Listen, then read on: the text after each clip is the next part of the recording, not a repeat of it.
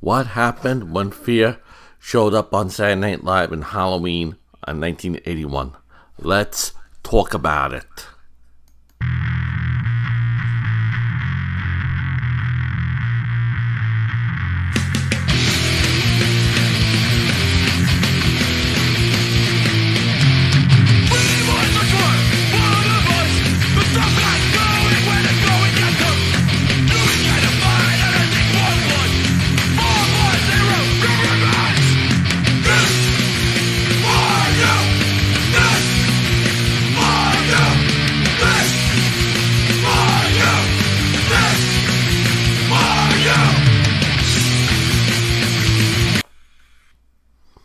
Greetings. I know I'm a day late with this show. Happy belated Halloween. I meant to have this show yesterday, at least before 12 a.m. But I just had some things I had to do, and then there was a lot of technical difficulties happening that got in the way. But all is good right now. How's everybody doing tonight? I hope everybody had a safe Halloween.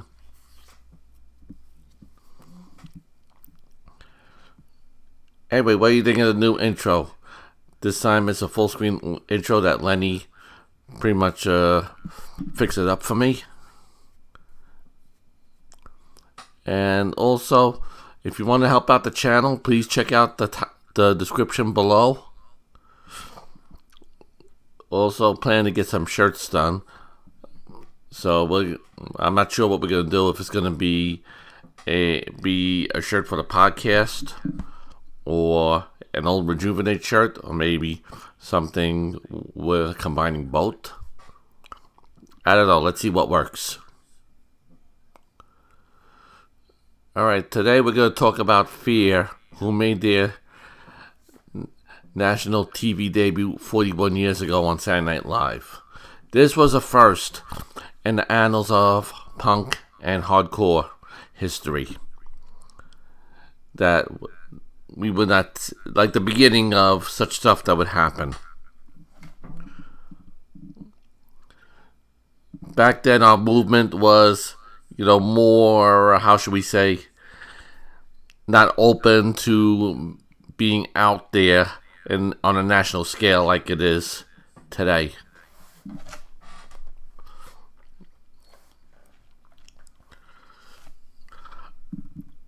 I remember the announcement that they were going to be on Saturday Night Live.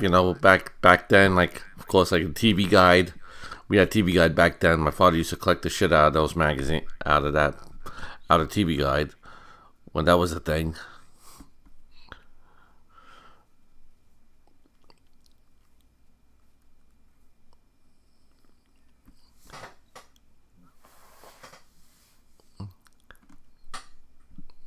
And later learned, like, some friends of mine that I used to run with, like Kenny Waste, this guy Chuck from Belmore, and some other people appeared on Saturday Night Live.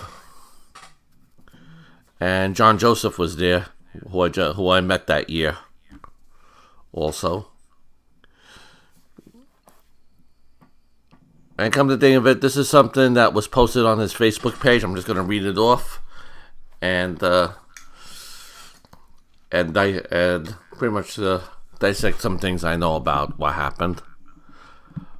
This is on John Joseph's page. The password is Ian McKay. 41 years ago today, Fear played SNL on Halloween. I called Ian on his birthday last year, and we talked about lots of shit. But that day in particular consumed the conversation.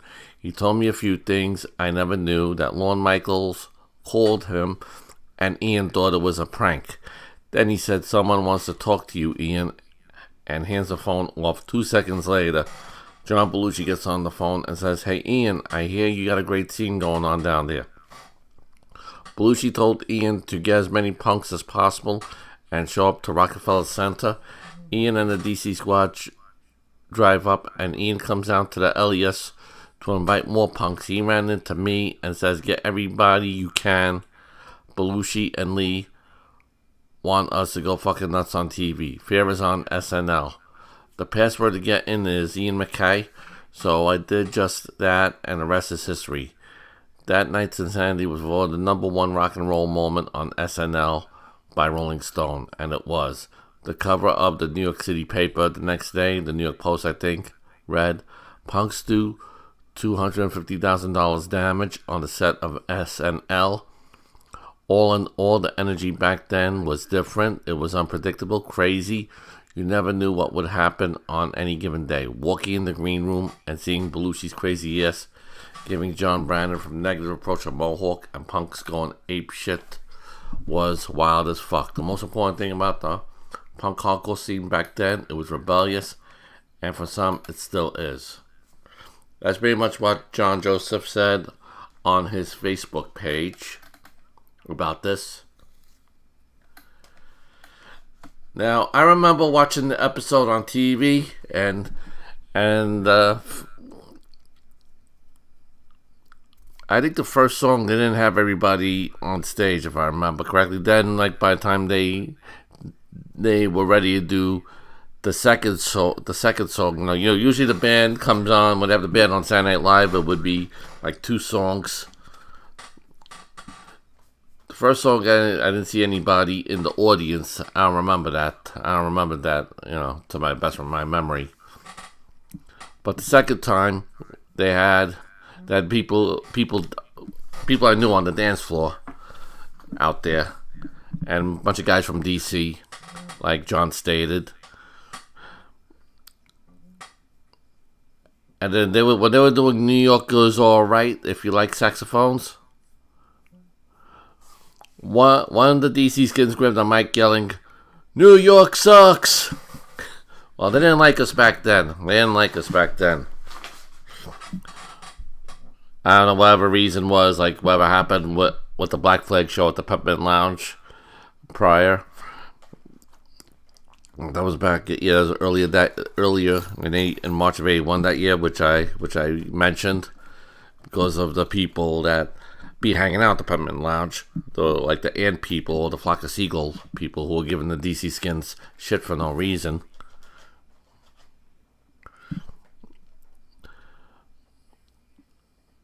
And I did read about what happened with the damage to the camera. I think it was a camera or something that got destroyed from the SNL event that I read about in the paper too. And I think it was after the weekend I heard about it, because I didn't hear about it the next day. I didn't hear about anything that happened the next day immediately. But then I remember the next day, November 1st, which is actually 41 years ago today, they played the Peppermint Lounge Fear. I was at that show. And that was a crazy show too.